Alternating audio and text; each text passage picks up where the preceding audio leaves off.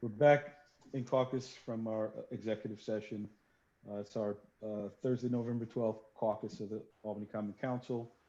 Getting right into the agenda. It's the new stuff is light, but we have those budget ordinances to deal with. So looking at ordinances, local laws are hell. Actually, we probably will be doing local law K after the finance meeting. It's held right now, but currently local laws are held. We already passed that through. So we'll be doing it then. So under local laws, I don't have, it's agenda item number 6. That'll be up for a vote. Okay, at Monday's meeting. The rest of the local laws are held. Then on to ordinances introduced. It's 42, 11220. It's ordinance authorizing the sale of 51 Beach Ave of a couple of adjustments. It's going to finance. Ordinance will be introduced. That's Mr. Hoey's. It'll be going to finance. Okay, that's 42, 11220 R.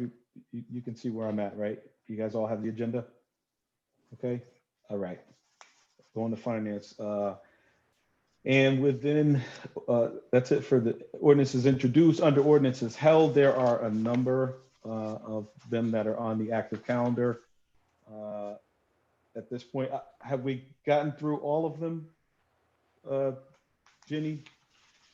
We have gotten through most of them. The remaining ones we're going to be discussing this evening. And there's the big one that we're going to be dealing with tonight is 27.10, 27, the budget. So let me just, under ordinances held, prior to those budget ones, we'll have agenda item 11 by Mr. Robinson. That'll be for the sale of vacant lot 109 3rd Street. That passed out of committee. And then the next item is agenda item 14 by Ms. Love. That's 47 First Street. That's authorizing the sale to Thomas Lacey. And then next under ordinances held is agenda item number 17 by myself. That will be sale of 2 Genesee Street to Mr. Cadalso. That also went through the finance committee and was voted out. And lastly, and Judy had ordinance number 26-101-20. That's agenda item number 18. I know, Judy, you wanted some,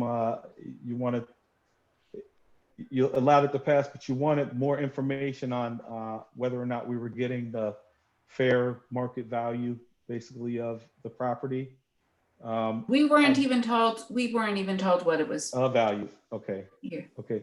And so just, I received an email from Marisa Francini, the Corp Counsel, probably around 5-ish regarding it. And she says that normally in those instances, because remember, it's an easement to allow for the construction of ADA compliant ramp on this property.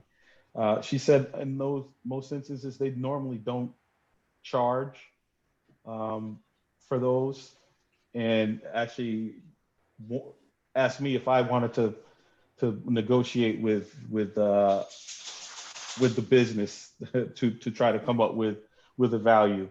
So if you want to make sure the value is fair, but in these instances when we normally do these, we don't usually charge. I would suggest that we don't. I mean, it's construction and it's constructing an ADA compliant ramp, attaching it to the business.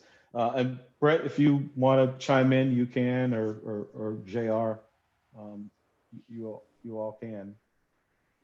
Yeah, I think that was essentially our understanding.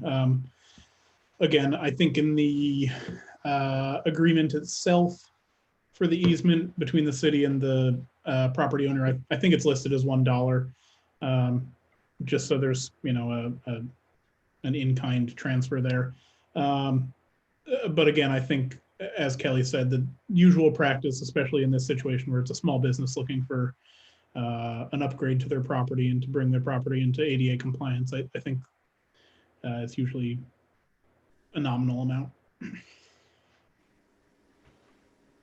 Well, if that's our policy, you know, it's important for us to treat everybody equally, you know, or equitably with regard to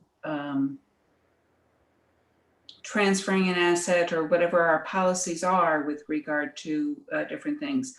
I'd raised the issue because of sidewalk cafes. You know, we do charge for temporary use of our city sidewalks, and that's why I had anticipated that there would be some sort of value associated with this, and that's why I wanted to know. But if essentially the city corporation counsel's office is saying, this is how we treat everybody when it comes to an ADA ramp, then I'm okay with it. But is that what I'm hearing, that this is how we treat everybody, or do we pick and choose? As far as I know, that's how we treat everybody. That's what I've been told. Obviously, my own personal experience begins and ends with this particular transaction with regard to It may not end. for now, anyway. But I can certainly try to find out if we have a little more institutional knowledge on that. I had discussed it with Marisa, and that her feeling was the same, that this was the way that we usually do it. But I can try and dig. So I guess I'm wondering if we've ever charged for this kind of thing, and if so, why, and how is this different? But I'm, you know, if that's what we're doing, then that's what we do. So I think that that's enough. If you could, you know, if you could shoot us an email when you can confirm that. Sure. Okay, so we gave some land over on Myrtle Avenue and Moore Street to Albany Med, doing a similar thing on a much larger scale. But okay. So you want to wait until we get more information, Judy? Is that what you're saying, or?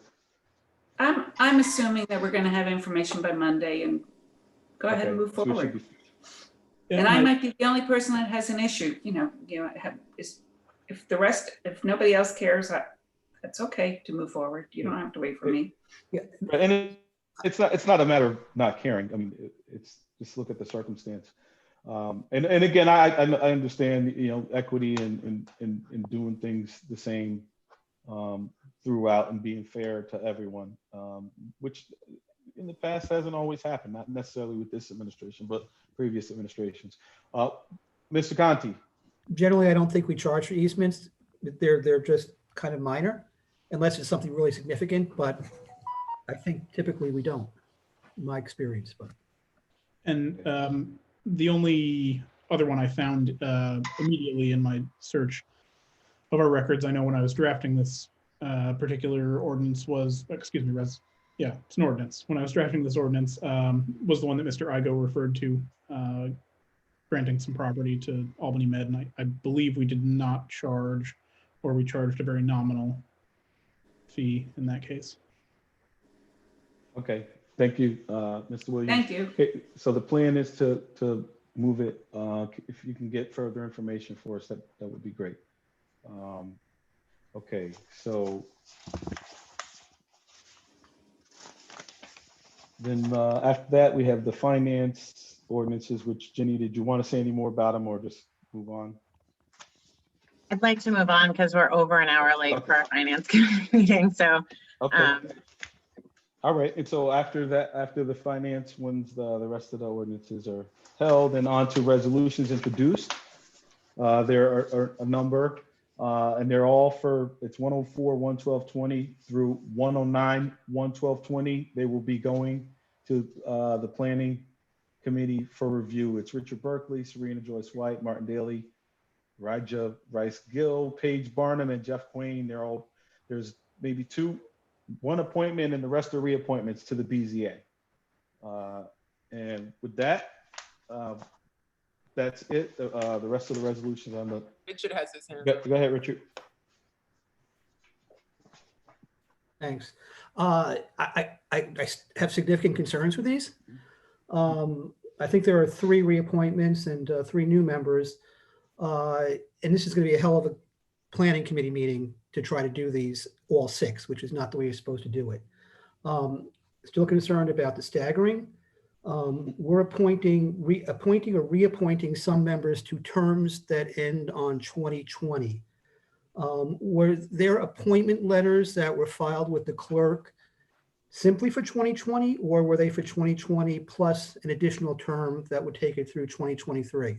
They were for both, Councilmember Conti, and I have been discussing this with JR and with the administration. So Okay. hopefully we can. In that case, the second one has already been triggered. So by not passing we're basically deferring action on the 2023 in a sense, because we're not doing a confirmation resolution for those. I actually, Richard, I don't think it has been triggered, the second reappointment, because you can't appoint and then reappoint in the same nomination. Yeah, but the letter that was filed is the one that's. Yeah, that's where I was talking with Brett, that I think that the reappointment portion, the second portion, is actually not correct. It's a violation. So we can take it as, this has been my legal interpretation, that we could just take it for just the 2020, and then the mayor can issue another one for 2021 for after that. Yeah, I mean, that's fine. For all practical purposes, what we do for the 2020 is going to be, we're not going to go through a whole process again. So It's not really all that big an issue, but there is still a problem with the staggering. The other problem is that there's a significant geographic imbalance in these appointments.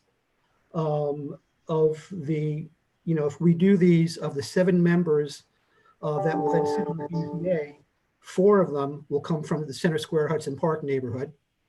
1 is from Tenborough Triangle area, 1 is from Pine Hills, and 1 is from the 15th Ward. Not sure which neighborhood that is.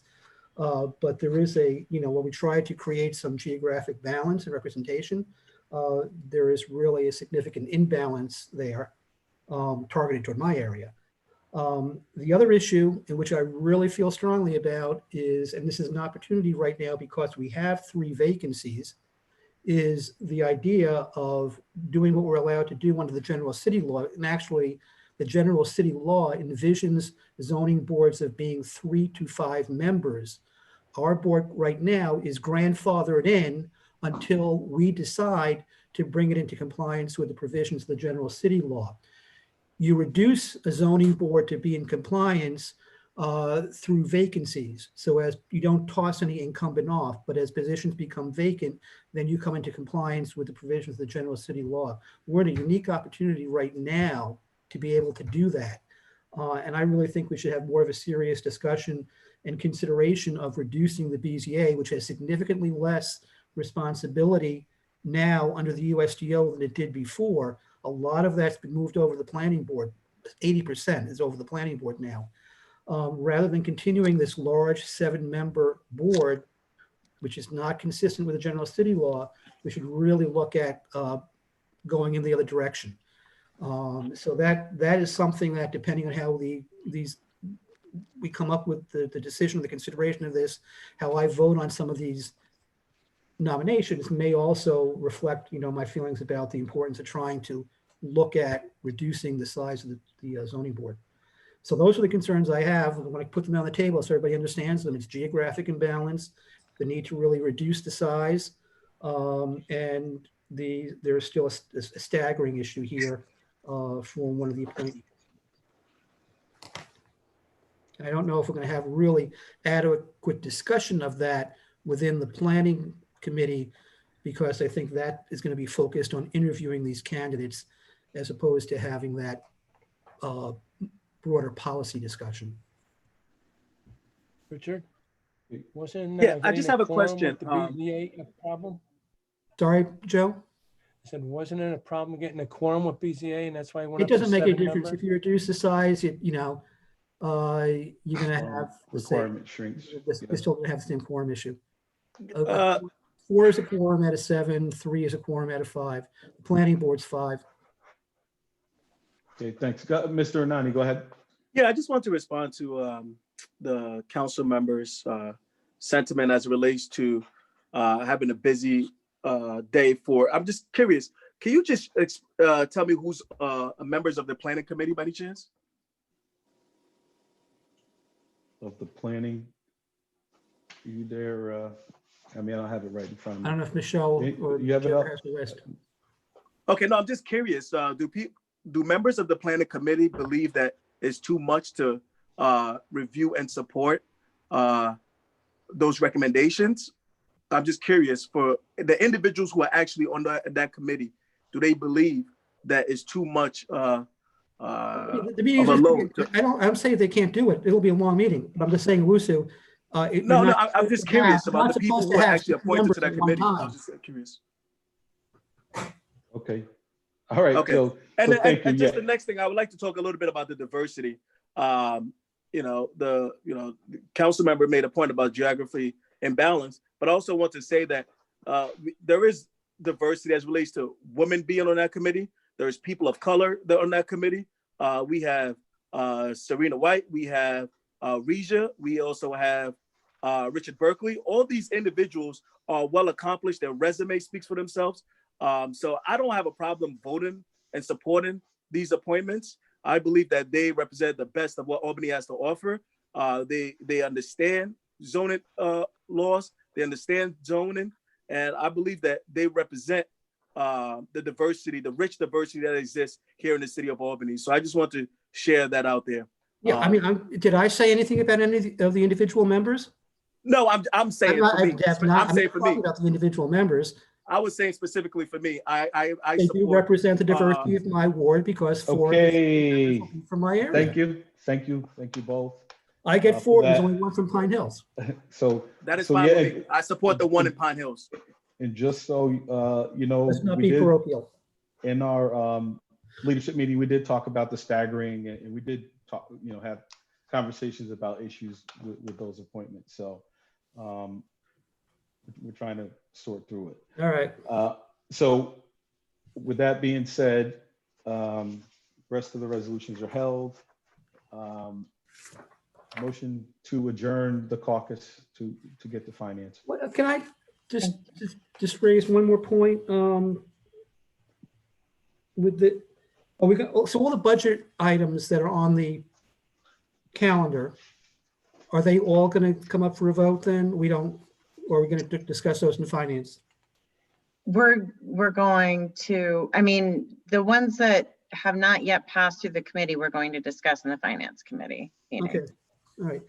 I just, on a totally different issue, and I think I emailed leadership earlier today about it, and just make the membership aware. When we record these meetings, and when we live stream them on Facebook or on YouTube, if you're not participating through the video, you're not showing up on Facebook or YouTube. There's no, like right now, I'm looking at the screen and I see, for Joyce or Corey, I see they're here. I see a black box with their name in white. But if you're looking at this on Facebook or YouTube live or archived, you don't see that. And so you don't know that those members are there possibly, or that they might just be participating by audio. I don't know if that's a problem, because then it's not an accurate archived recording of the meeting. Because when I was looking at the finance meeting, I was watching that earlier today from Monday, there were all of a sudden, there were members who were popping up and saying things and making motions that I had no idea they were there because they didn't show up. So I think it's important, that you do it by video so the public can see who's there and it's a more accurate reflection. Just an observation. Yep. Thank you, Richard. After you brought that to my attention, I jumped into a meeting that I had. It was like a finance meeting. And so when I was in it and I said something, I was there, but then I disappeared after and I jumped in and out. I was thinking I just turned off my video. So for members, and I'm not sure from a legal standpoint, JR, and I'll finish up real quick, Jenny. Thank you. Do you when you're voting, you need to be seen voting, correct?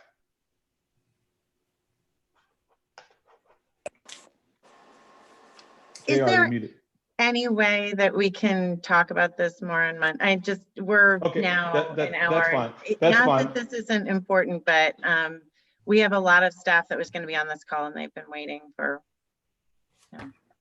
Okay, that's fine. And maybe it's something where we can, if JR, you don't mind looking into the legality of that, so we know exactly, he might not have it off the top of his head either, although he has a lot of stuff off the top of his head, so. Okay. Thank you, that's guys. fine. I All appreciate it. All right, we're adjourned. Thank you. I'll see several of you soon. We have to exit, right? Okay.